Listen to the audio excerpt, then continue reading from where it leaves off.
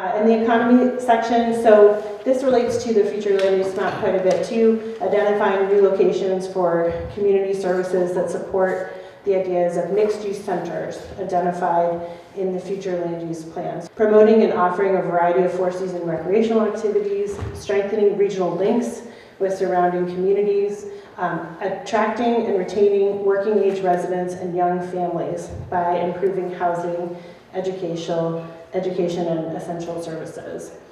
A couple of the sample actions include the creation of an economic development committee to conduct a study to assess some of these issues and developing a strategy to recruit and support families moving to the area because it is an incredible place to live year-round and to raise children.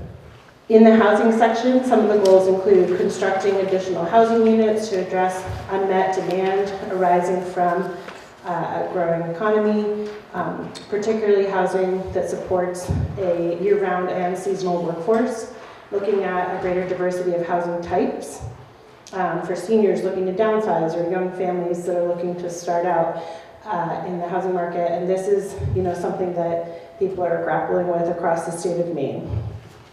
A mixture of housing price points that ensure people with a variety of income levels can live in Carrabassett Valley. And again, looking at partnerships, or how do you connect with organizations in the area, like Western Maine Mountain Housing or other towns, to address this issue. So some of the sample actions include exploring incentives or requirements for housing developers to set aside land for affordable housing, investigating the impacts of short-term rentals on the local community and housing market. That is a huge topic where we live. Building a prioritized inventory of potential workforce housing development or redevelopment sites. In the natural resources section, so this includes agricultural resources, forest resources, water resources, and sort of general natural resources. So emphasizing sustainability as an underlying principle in natural resources, forest resources, and water resource policies and management. Protecting scenic resources, monitoring and enhancing and protecting existing water resources. So those are some of the major goals that come out of that section. And then sample actions include considering visual impacts. So for whether it's small-scale development, large-scale development, scenic resources are a big deal here, right? So taking those into consideration in sort of the development review process. Continuing to monitor older subsurface sewage disposal systems, and considering the creation of a sustainability committee that would work on a lot of these topics. So things like composting, promotion of native species, energy efficiency, and water quality as well.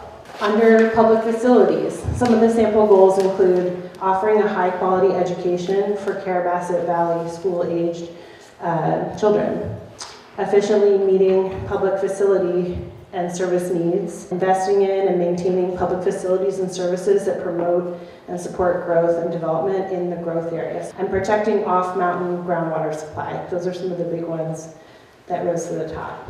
Sample actions include upgrading and expanding the municipal building, ensuring long-term educational stability by exploring regional partnerships, tuition agreements, and strategic use of the Education Capital Reserve Fund. Under mobility and transportation,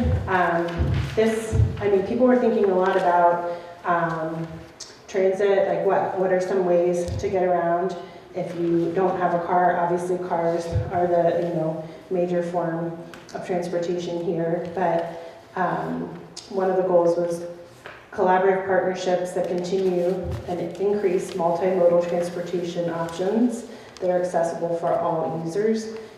Looking at the trail network, how do you continue to expand and invest in the amazing trail network that exists today?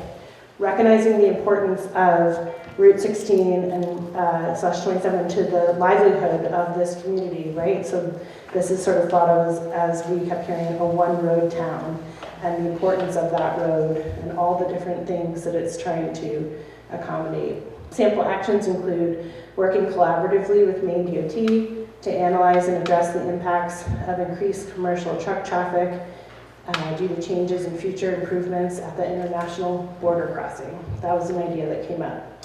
Creating a regional transportation committee to work on access, encourage improvements, and improve interconnectivity for all types of users within the region. Historic and cultural resources.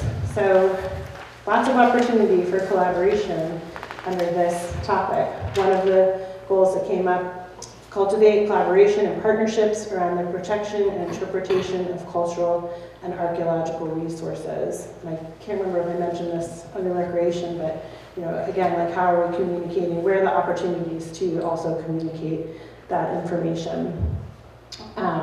One of the sample actions includes forming a committee to explore a regional cultural center in close collaboration with the Penobscot Nation, and then developing a list of key ideas for historic, cultural, interpretive information at trailhead sites, for example. And then the last one in that long list of goals and strategies focuses on fiscal capacity. So some of the goals there include fostering a culture of inclusion and transparency in municipal financial decision-making, creating cost-effective partnerships for facilities and services that serve the town as well as the surrounding region.